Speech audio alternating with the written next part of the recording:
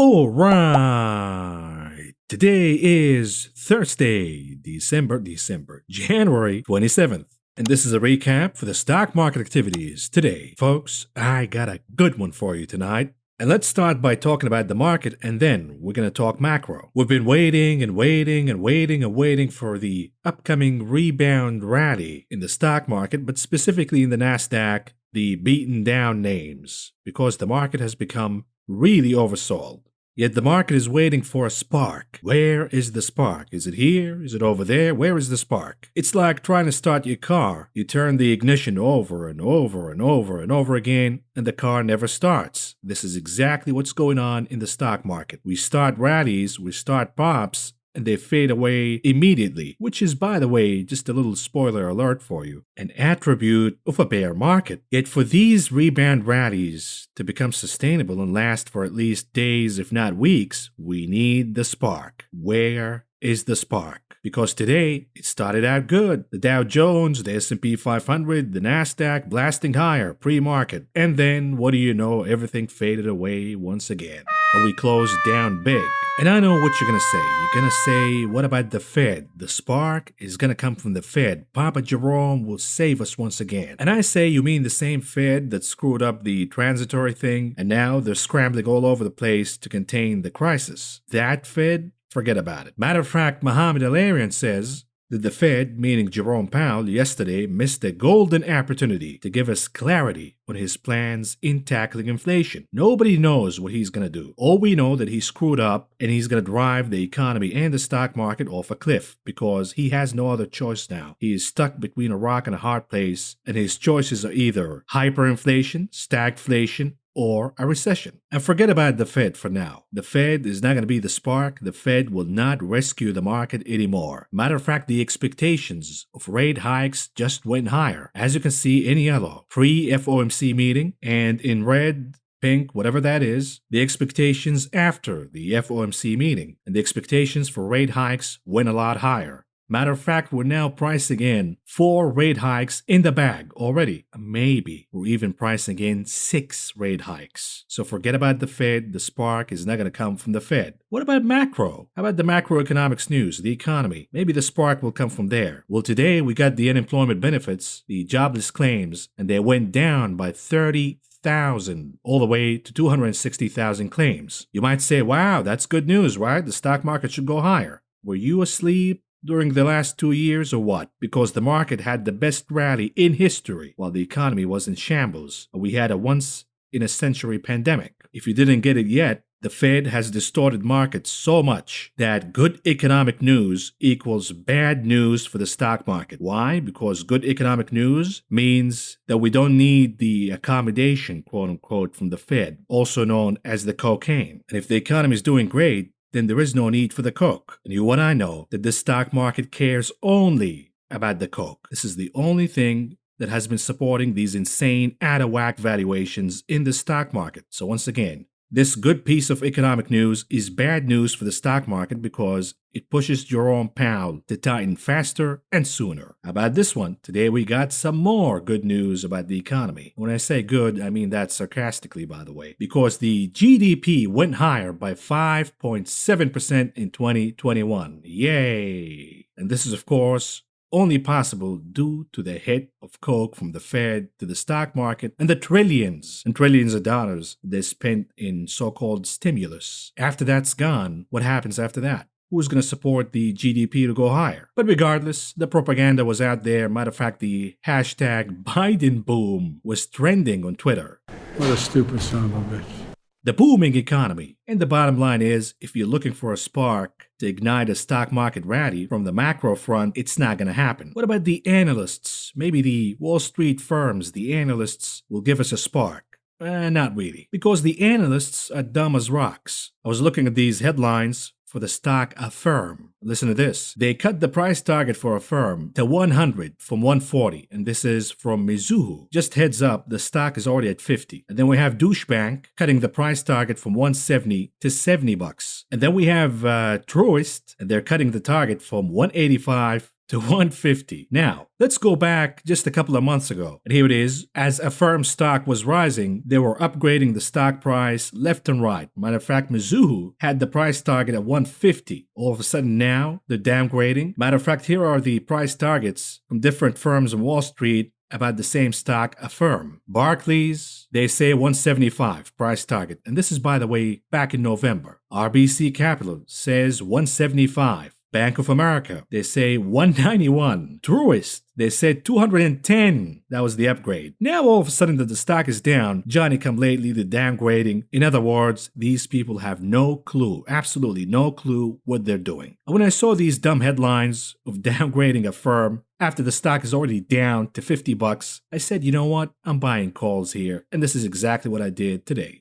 When we use the Fibonacci levels, you can see that perhaps we're bottoming here. We're forming a double bottom, and in all likelihood, a firm will shoot up higher if the so-called spark happens. Now, understand this. It's a trade. It's not an investment. A firm remains overvalued, and it's going to get crushed sooner or later. So where will the spark come from if it's not going to come from the analysts? What about corporate earnings? Maybe we have some good news here. Nope. Matter of fact, Tesla, the souffle, reported earnings yesterday and the stock opened today down big. Matter of fact, closed the day down almost 10%, meaning that the souffle lost almost $100 billion in a single day alone. Lots of bag holding here, not for the CEO, Reverend Elon Musk. The culties, on the other hand, oh yeah, they're going to hold a massive bag here. Maybe other companies going to produce the spark. What about Robinhood? Yeah, that's a no-go too. Robinhood is down, last time I checked, about 12% after hours. The reason is the mania is coming to an end. Their active users are down from a peak of 21.3 million to now 17.3 million. And before you know it, we're going to go down to 10 million because we're going to have a lot of bag holding here. Matter of fact, Robinhood's best product is bags. But hey, on the other hand, if you're holding a bag from Robinhood, they're fashionable. They're better than Louis Vuittons. And for all the Robinhoodians who've been YOLOing stocks, the future, bro, we're gonna go to the moon, hoodling, hodling, diamond hands. What happened now? Well, legendary investor Warren Buffett, the big buffet, he says he's gonna teach you, all of you meme stock players, crypto traders, and the naysayers some hard lessons about why market fundamentals still apply. And you know what they say, history doesn't repeat itself, but it often rhymes. And I remember Warren Buffett back when the dot-com bubble blew up, Warren Buffett came out and said, I told you so, you donkeys. Because all of the dot-com bros who've been YOLOing stocks back then, they said Warren Buffett is too old, he doesn't understand tech and the dot-com. Stick to trains and railroads, old man. And Warren Buffett remained silent throughout the dot-com bubble, and then he came out and said, I told you so, you donkeys. Okay, the spark is not going to happen from Tesla or Robinhood, not even Warren Buffett. Where are we going to get the spark to ignite a rally in the stock market, a rebound rally? Maybe from Kim Kardashian's underwear. That continues to grow. You might be losing a lot in the stock market, but oh yeah, Kim K's underwear continues to grow larger and larger and larger. Matter of fact, it's now worth over $3.2 billion. So you might want to invest your money in Kim Kardashian's underwear. Everything gets bigger in there. Maybe your money will get bigger too. On the other hand, the bags might get bigger too, huh? And we're not talking about the losses kind of bags. We're talking about the airbags. Anyways, you know where the spark is coming from? How about Tim Apple? Because today the iMob reported earnings after the bell, and the revenues are up, profits up, everything is up. And here comes Tim Apple to the rescue.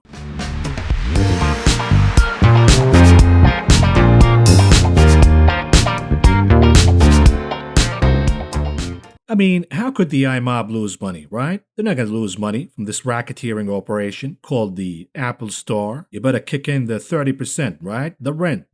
Here for the rent. Otherwise, we crack your kneecaps, we ban you from the store. And I know what you're gonna say. You're gonna say, bro, what about peak earnings? You've been talking about peak earnings and last quarter's earnings. That's the peak. What's gonna happen here? What happened to the peak, bro? And I say, relax.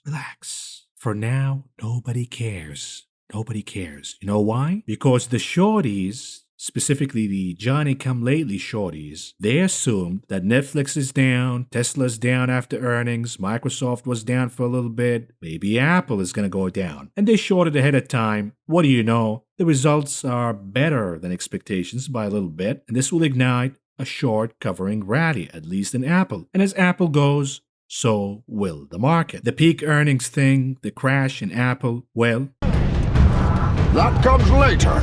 and the reason is, we have a little caveat that nobody's paying attention to right now. Here it is. Apple CFO Luca Maestri said the company expects solid year-over-year revenue growth next quarter, but expects growth rate deceleration from this past quarter. What does that mean? Peak earnings, baby. And remember this guy who has more money than you? He's laughing. Right? Well, he now says, for Morgan Stanley, he says, put some money to work. Otherwise, how are we going to create more bags? And with that out of the way, let's move on to the macro discussion. And here it is. In focus tonight. How about an inflation check? You know, the transitory phenomenon that we call inflation that turns out not to be transitory. And we start with wage inflation. Since we've been talking about the IMOB, here it is. The IMOB is making it rain with bonuses all over the place, up to $180,000 to retain employees. We have a labor shortage, lots of competition out there, and part of wage inflation is bonuses, incentives to retain employees. All of this will be reflected in higher prices for you and I, the consumer. And it's not just the IMOB, by the way. Even the people down under, they want higher wages too. What about the Bretons? They also want higher wages, and even with the higher wages, they're actually losing money. And the reason is inflation is rising faster and higher than the rise in wages, and therefore the real wage growth is lagging the CPI inflation. And it gets even worse for the Bretons, because the UK is 2 months away from a brutal cost of living crisis. What are they talking about here? The government in the United Kingdom will remove the price caps on energy costs in April 2022. And this will be disastrous for the British economy. And it's not really the British economy, it's for the British people. It's going to be disastrous because we're going to have at least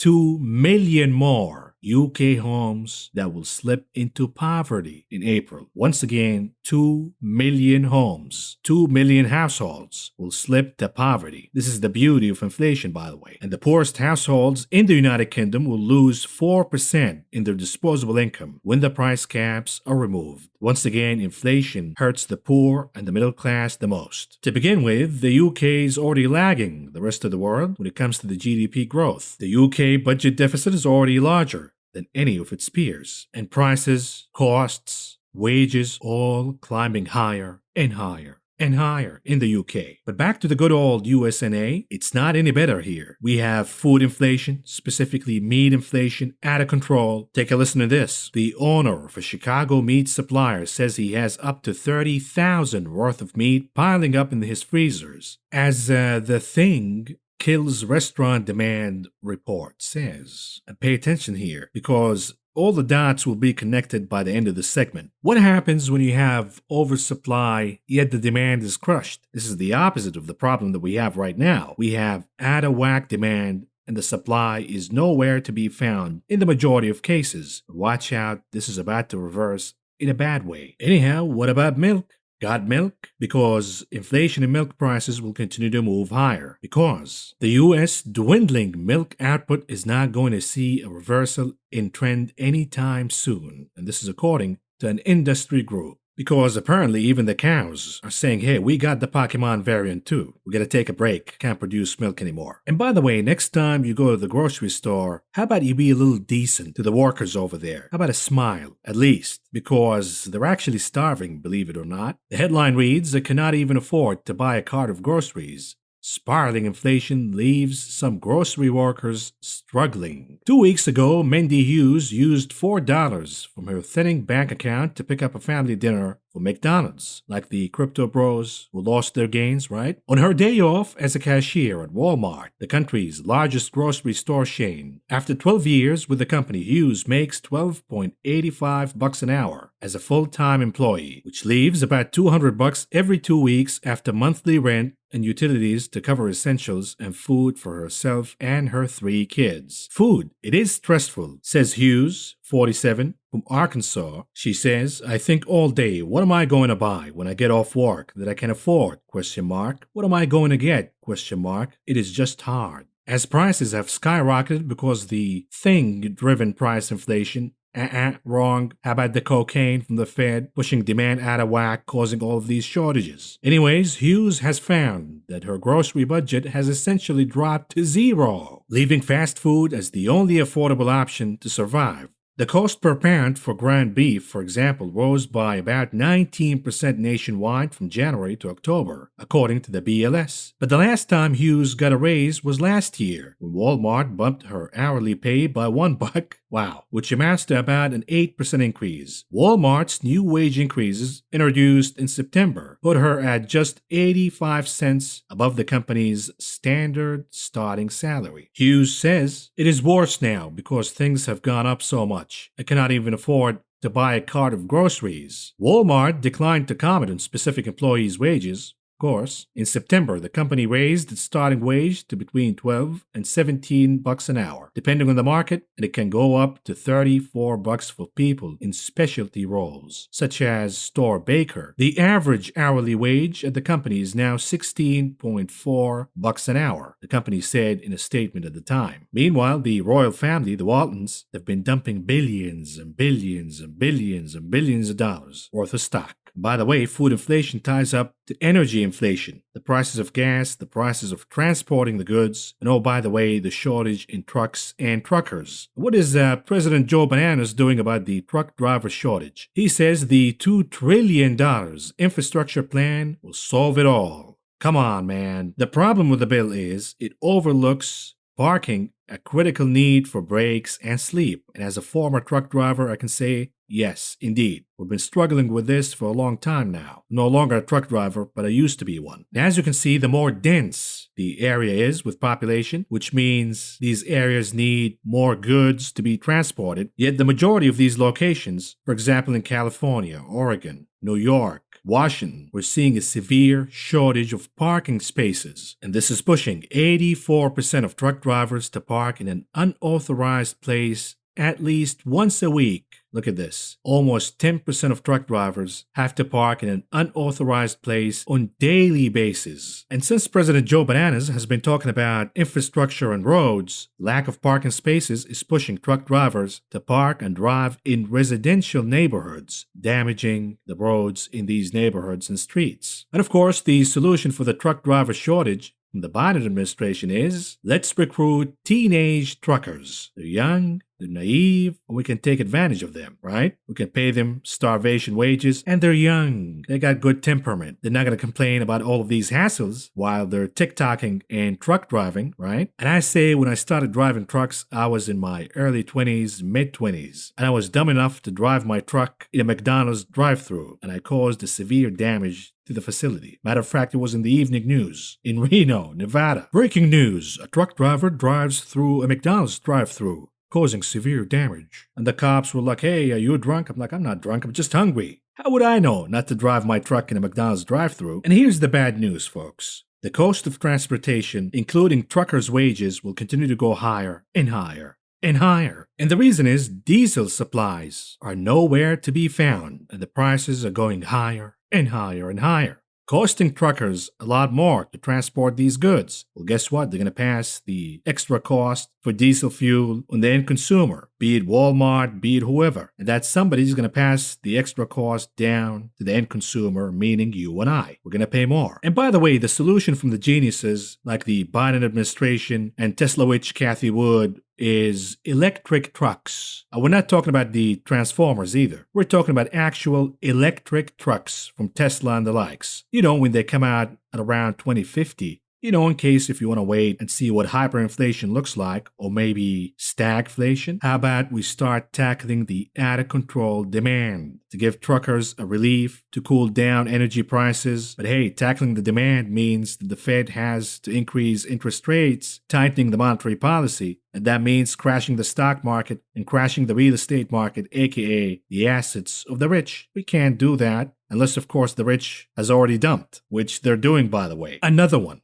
contributing to inflation rising higher out of control. How about crime? The rise of crime in this country. Crime is surging out of control. All of these robberies, be it in the LA trains or whatever, the Wild West out there. When you go to a pharmacy, your local pharmacy, Walgreens, CVS, they got a security guard. They have to hire a security guard because all of these robberies. That is an extra cost the store has to incur. Guess what? They're going to pass that extra cost to you and I, the consumer. And inflation is going to continue to move higher and higher and higher. Crime is an important element that is pushing inflation higher. And nobody's talking about it, by the way. And how about this lovely headline from the LA Times? Guns stolen from rail cars spark LAPD concern. Meaning, we're going to see more crimes, which will lead to more inflation. And when I say that we are in an inflation super cycle, I'm not alone, by the way. Remember Jeremy Grantham with the end of the world predictions? Well, he got another one. And this one is a lot scarier than the 50% crash that he predicted in the stock market. Grantham says the Goldilocks period of the past 25 years is ending, and the world needs to prepare for a future of inflation, slower growth, and labor shortages, the renowned value investor said in a Bloomberg front row interview. Grantham says there is only a certain amount of cheap oil, cheap nickel, cheap copper, and we are beginning to hit some of those boundaries. He also added climate change is coming with heavy floods, serious droughts,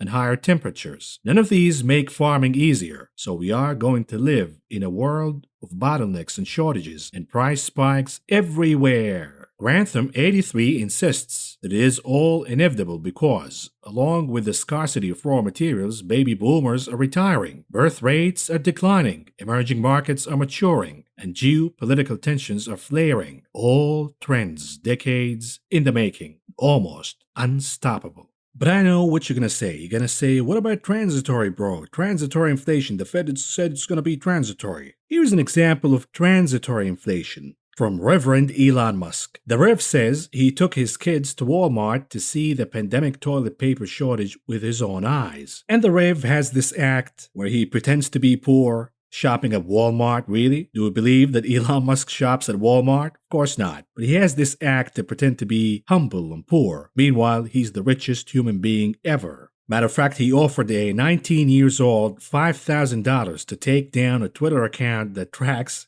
his private jet, report says. You know, the richest man in the world who wants to sell you soufflés to save the planet. Meanwhile, he's flying with private jets all over the place, producing emissions and carbon endlessly. And then the kid said, yeah, $5,000 is not good. How about $50,000 and you throw in a soufflé? Then I'm going to cancel the account. And Elon Musk ghosted the guy and never replied. But anyhow, here's the transitory inflation for you. Elon Musk said, I think there is some degree of the toilet paper problem as well where there was a toilet paper shortage during the thing. Obviously, it was not really certainly a tremendous enhanced need for ass wiping. It is just people panicked and got every paper product you could possibly wipe your ass with, basically. He then told investors that he had been intrigued by the toilet paper shortages. He had gone to see them for himself. I wasn't sure, he says. Is this like the real thing or not? I actually took my kids to the H-E-B and Walmart in Texas to confirm if it was real. Indeed it was, and there is plenty of food and everything else, but just nothing, no paper products. Musk said toilet paper was an odd choice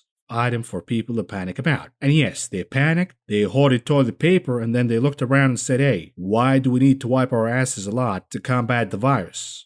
Doesn't work that way. And therefore, the demand cooled down and the supply caught up with the demand, and we're back at equilibrium, balance between supply and demand. The problem that we're seeing right now in this economy when it comes to inflation is that the demand is way out of whack and the supply remains suppressed. Yet the geniuses are not going to admit that the problem with this inflation is out of control demand fueled by the Fed's easy money policy, the trillions and trillions of dollars of coke printed out of thin air, flooded all over the place between stimmies, stock market gains, crypto gains, NFT gains, farts in a jar gains. They're never going to admit that. They're just going to continue to blame it on the supply side or the virus. Shut down factories and ports. Give me a break. The danger of tackling this inflation by increasing the supply is the following. Listen to this headline, for example, from NBC News. Auto industry could see billions in losses if interest rates spike. What are they talking about here? The prospects of rising interest rates has the automotive industry on edge. If the Federal Reserve decides to increase interest rates, as it suggested it would soon this week. Automotive experts say the industry could lose $22 billion in sales. Consumers could also purchase 150,000 fewer new vehicles and 500,000 fewer used ones. And this is according to the experts. If you didn't understand that, it's okay. I'm going to explain it to you in a second, but here it is. A tweet from me today. Of course, chip stocks were getting crushed today, and you better hear the earnings call from Lam Research. It is telling about what's going on in the chip industry. I tweeted this: a classic mistake in tackling monetary inflation is ramping up the supply side while allowing demand to run rampant, because once the Fed starts tightening the monetary policy, demand will get crushed and the market will be left oversupplied. This is why chips are falling today. You see, in a normal economy, in an equilibrium between demand and supply, demand is slightly higher than supply by a notch. This is a healthy dynamic in the economy. Then came the virus, pushing supply down, and then came the Fed with its tsunami of liquidity, trillions and trillions and trillions of dollars all over the place. And that pushed the demand out of whack while the supply moved down due to the shutdowns and the thing. Now, the solution to all of this is to reduce the demand by tightening the monetary policy, and that should have been done, by the way, last year. The Fed is already too late for this. But here it is. The ideal way to tackle inflation, monetary inflation, to reduce the demand by raising interest rates and tightening the monetary policy, and then allowing the supply chain the time it needs to catch up with the demand, and it will, and boom. Bingo, we're back to equilibrium once again. No inflation problem. But this is what they've been doing so far. They haven't tightened the monetary policy. They left the loose money policy going on for longer and longer than it should have been. That pushed the demand out of control. And now they want to push the supply to catch up with the demand by building factories and hiring more people and producing more cars to catch up with an out-of-whack demand. This is disastrous because sooner or later, inflation will stick and the Fed will realize that the only way to tackle this inflation problem is to hit the demand by tightening the monetary policy and raising interest rates higher. When you do that, after you've been pushing the supply to catch up with an out-of-whack demand, be it chips, be it cars, be it whatever, what's going to happen is the following. Demand is going to sink down after tightening the monetary policy, and we will be left with excess supply in the economy, which will produce a recession because companies incurred higher costs to produce all of these products, be it chips, be it EVs, be it electronics, whatever. And now, by the time these supplies hit the market, the demand is nowhere to be found, and they're going to have to either eat the loss or hold this inventory, this excess supply, until the economy recovers. Either way, it's a recipe for disaster. Anyhow, folks, let's move on to cover the market information. And we start with the market performance today. And here we go! The Dow Industrial Average down by 7.31 points, pretty much on the flat line. The Nasdaq down by 189.34 points, or a decline of 1.40%. The S&P 500 down by 23.42 points, or a decline of 0.54%. What about the sector's performance today? Leading the pack at number 1 and capturing the gold medal, energy. And at number 2 for the silver, utilities. Number 3 for the bronze, defensives. And the laggards of the day led by cyclicals, REITs, and technology. What about the advance to decline ratios? NYSE 25% advancing versus 71% declining. The Nasdaq 18% advancing versus 78% declining. Now again, you see 18% advancing on the Nasdaq, you're gonna get a rebound sooner or later. We're becoming way oversold here. Moving on to commodities, the futures. What's going on here? Crude oil futures pretty much in the flat line, no activities here whatsoever, both for the WTI and Brent, while gasoline prices went higher by a little over 1%, heating oil on the flat line, and natural gas. What a day. Insane action in natural gas. The April contract, which you see right now, was up almost 8% today. The February contract that expired today went higher by almost 70% today after a massive short squeeze. Stick around, we're going to cover commodities news for you in a second. But here it is, softs, lumber going down and breaching the 1,000 threshold. There's a boycott here. the builders are not building because lumber prices are simply too high. We're also seeing losses, big one, for coffee, down almost 3% today. Cocoa, similar story. We have modest declines for both cotton and sugar. While OJ, we're seeing a squeeze in OJ, no pun intended. We'll cover it again in commodities news in a second. But OJ closing the day higher with almost 1% gains. Metals, red across the board, gold down, silver down, platinum down, copper down, everything is down because we're seeing a massive pop in the US dollar. Yet the rally in palladium continues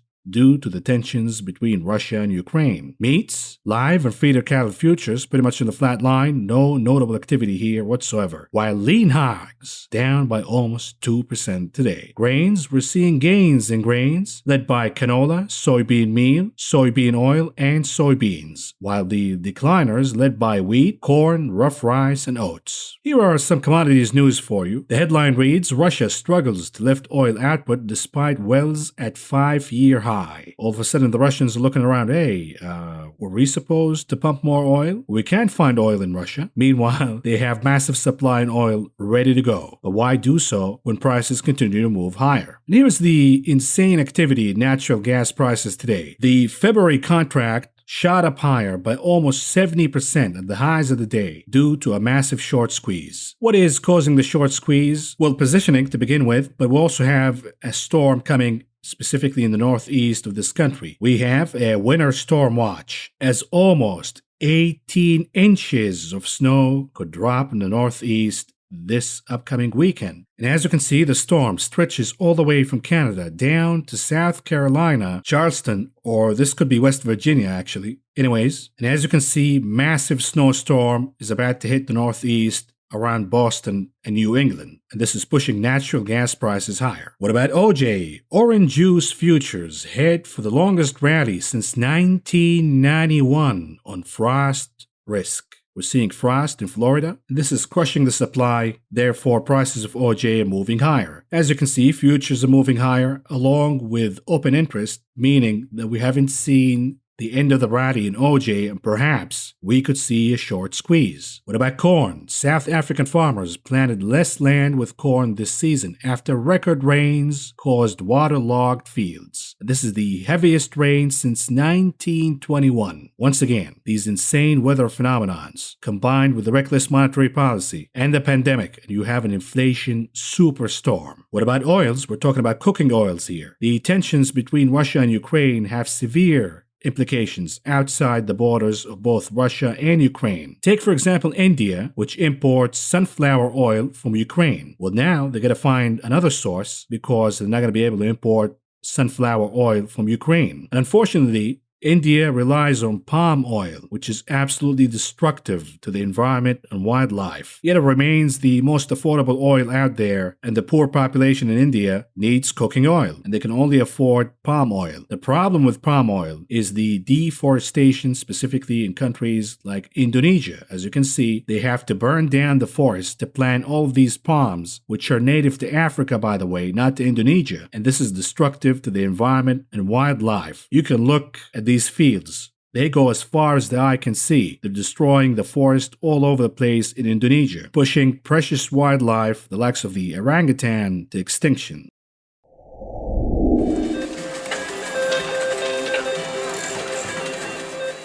Moving on to the big casino, the options market, what's going on here? The volume remains shy, yet the hottest table by far remains Apple, with about 1.3 million contracts traded today. About 50% of those were calls. At number 2, Tesla, the souffle, with almost 1 million contracts traded today. About 53% of those were calls. At number 3, AMD, with a little over 550,000 contracts. About 57% of those were calls. And notice the implied volatility. It's out of control.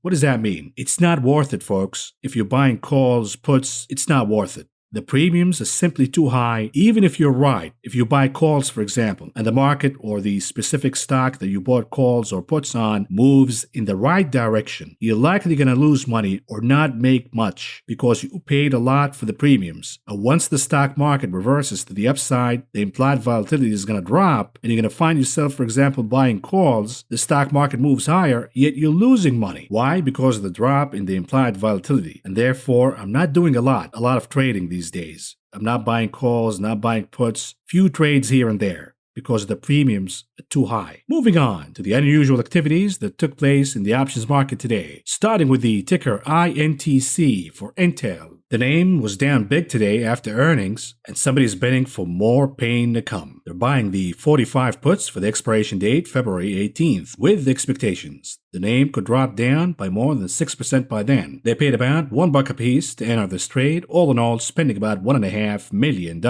What about the trade for the ticker AAPL Apple? Somebody got it right. They bought calls for the 175, the expiration date February 18th, with expectations that Apple will shoot up higher by more than 10% by then. They paid about $1.20 a piece to enter this trade, all in all spending about $1.5 million.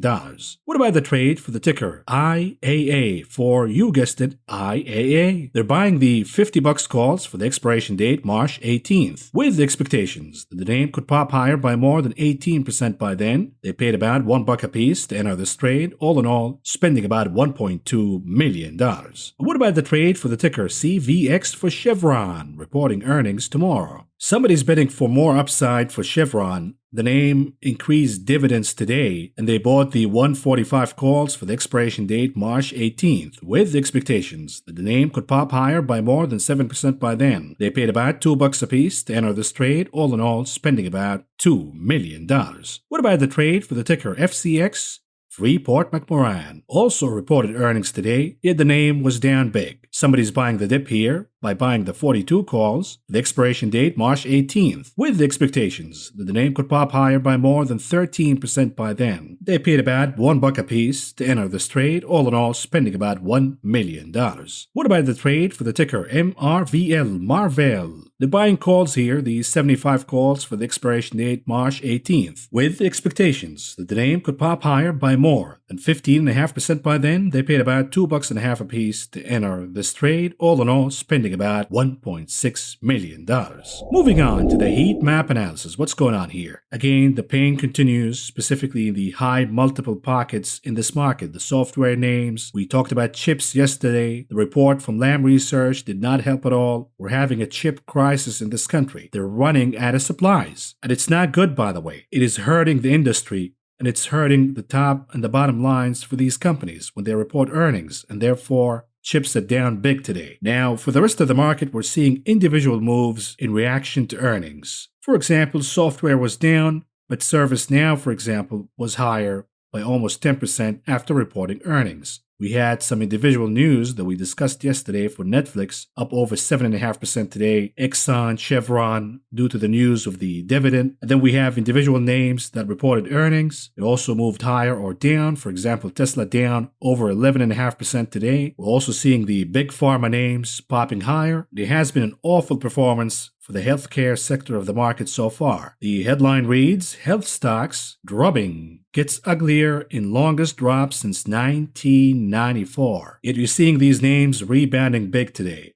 And I say stick with the big pharma names if you're going to buy healthcare. Avoid the high beta names, be it biotech or even in medical devices, diagnostics and research. Avoid all of these names. It's too risky right now. Moving on to the heat map for the ETFs. As you can see, chips are down big, be it the SOXL or the SMH, impacting the technology sector. Healthcare down big, over 4.5% today for the XBI. The only thing that is working today is the XLE for energy, materials. We saw the XLB moving higher today. Utilities, the XLU, consumer staples, the XLP, all moving higher. We will look at international markets, the RSX. The Russian market is rebounding higher today, but what a beating so far for the RSX. And the theme continues with the EWZ, the Brazilian ETF, my pick, continues to outperform emerging markets and even the US markets, regardless of what the dollar has been doing, by the way. Even Franklin Templeton is now seeing a bigger rebound in the Brazilian stock market. While the hedges and the equity funds are dropping out the Brazilian market, we're seeing fixed incomes adding more exposure to the EWZ and Brazilian stocks. And the theme here, folks, is going to be international markets. If you're looking for value, look for international markets. For example, the earnings forecasts for emerging markets are dwarfing U.S. equities markets. Likewise, when we look at value relative to the S&P 500, emerging markets were at deep value territory earlier this year. And a lot of dip buyers, a lot of value hunters bought the dip in these emerging markets. We are specifically talking about Latin and South American markets, the laggards of last year, not Asian or European markets. South and Latin American markets got hit hard by inflation and the pandemic last year, but we are seeing the light at the end of the tunnel in these territories when it comes to the pandemic and the economic crisis. And therefore, if you're looking for value, pay attention to these countries, be it Brazil, Argentina, Chile, even Peru, because these lagging markets tend to outperform the leaders of last year, be it US, Asian, or European equities. Moving on to charts, starting with the 30-minute chart for the SPY, the S&P 500. Gapping higher in the morning, everybody was excited, we're about to have the relief rally, forget about it. The SPY lost 438, 434 as support. The good news is it continues to hold on at 430 as support. This is the process of bottoming. You got to retest the support lines over and over and over and over again. Yet there is a degree of tolerance here. The longer you consolidate and you hold on to that support of 430 in this case, the chart is asking any buyers, any buyers, any buyers. The buyers got to show up aggressively. Otherwise, eventually the chart will lose the support of 430 and we will see a massive flush down, another leg to the downside, creating a lower low. So if you are in the bullish camp, you better hope that 430 continues to hold on. We will see the buying starting tomorrow. What about the daily chart for the continuous contract of the SPY, the S&P 500? Again, retesting yesterday's lows and retesting Tuesday's lows and closing above both. Now the tape might have looked scary today. It might seem bearish, but again on the bright side, the chart continues to hold on and it did not close below yesterday's low. This is the good news. The bad news is, if we go down to retest 4,232 for support, meaning Monday's lows, forget about it. In all likelihood, it's not going to hold. We will see lower lows. The volume is cooling down by a little bit, not by a lot. The momentum indicators remain way oversold. Once again, the stage is set for the upcoming rebound rally. We need the spark. Did we get the spark from Apple's earnings today? We'll see how the market reacts tomorrow. Moving on to the Q's 30-minute chart. What's going on here? It gapped higher. It didn't even get close to 352. This was an ominous signal from the get-go. Another ominous signal is the underperformance of Bitcoin and Tesla early in the morning. You knew right away that the Qs will lose all of the gains because without Tesla, without Bitcoin, the sentiment is too negative. The chart went down all the way. It lost the support of 343. We're not going to make a big deal out of it because it continues to hold on at 343, 341. It is once again a zone, not an exact number. However, the chart is asking for buyers. Perhaps today is the last day.